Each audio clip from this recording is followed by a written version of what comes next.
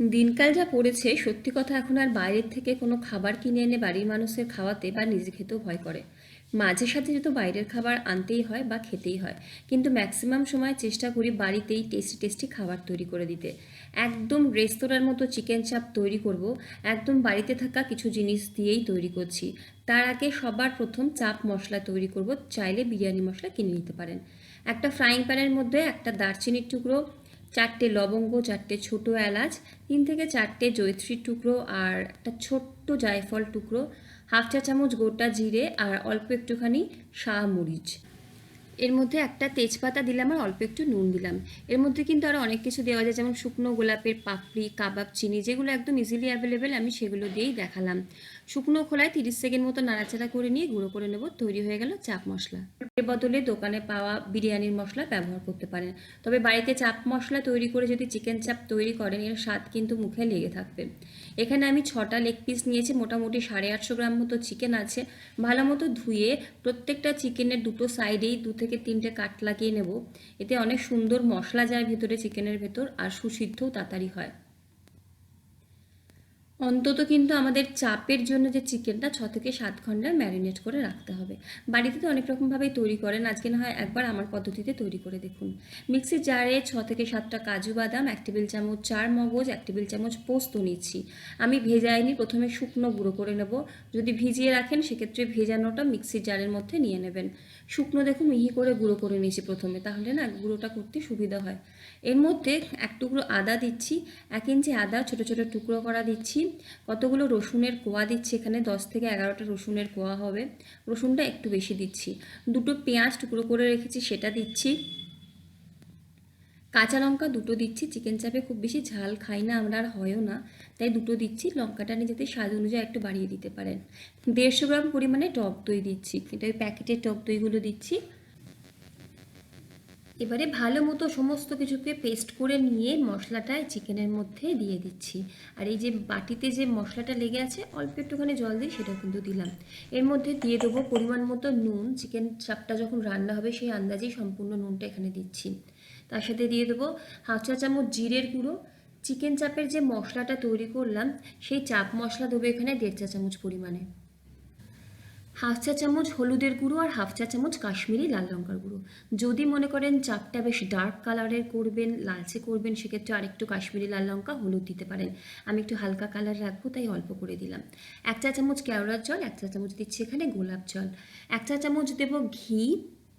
ঘিয়ের বদলে মাখনেরও ব্যবহার করতে পারেন। আর তার আগে এখানে দিচ্ছি আমি 2 টেবিল চামচ পরিমাণে ছাতু। আমি ছাতু দিচ্ছি। বেসন শুকনো খোলায় একটুখানি নাড়াচাড়া করে নিয়ে যখন বেসন থেকে সুন্দর গন্ধ আসবে, সেটাও ব্যবহার করতে পারেন ছাতুর বদলে 2 টেবিল চামচ মতো।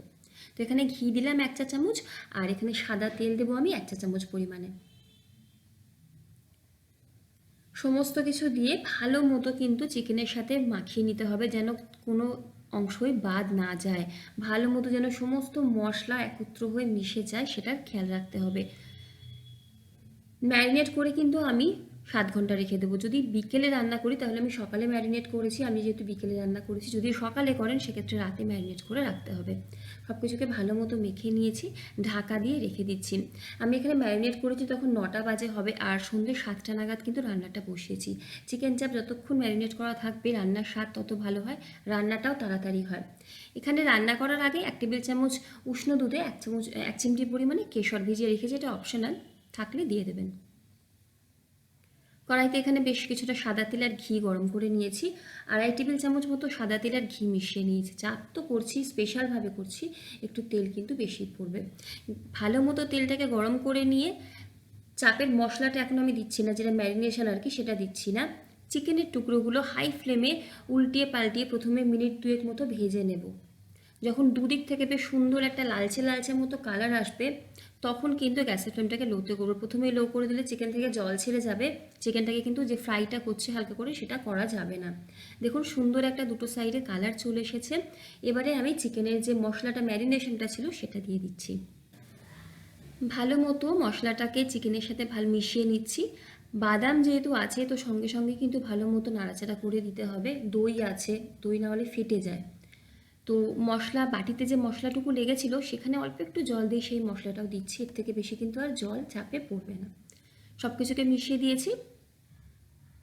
ঢাকা দিয়ে একদম স্লো আছে রান্না করতে হবে। প্রত্যেক 5 মিনিট পর পর মাঝে মাঝে একবার ঢাকনা খুলে নাড়াচাড়া করে দেবেন।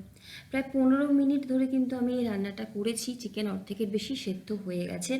যখনই ঢাকনা খুলবেন একটু চিকেনটা উল্টে পাল্টিয়ে দেবেন।